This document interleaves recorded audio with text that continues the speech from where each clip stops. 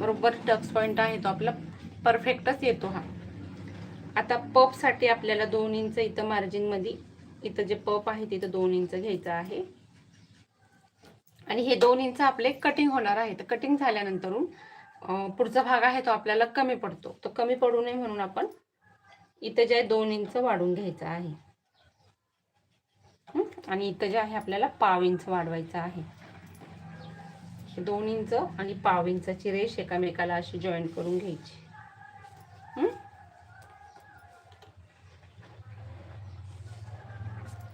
आता इथून आपल्या प्रिन्सेसला असा शेप देऊन घ्यायचा. इथून एक पाव इंचाचा शेप देऊन घ्यायचा, म्हणजे हे जे आहे आपलं कटिंग होऊन जाणार आहे. आता आपल्याला पफला, आपला पफ आहे त्या पफला पण असे छोटे छोटे टिक मार्क करून घ्यायची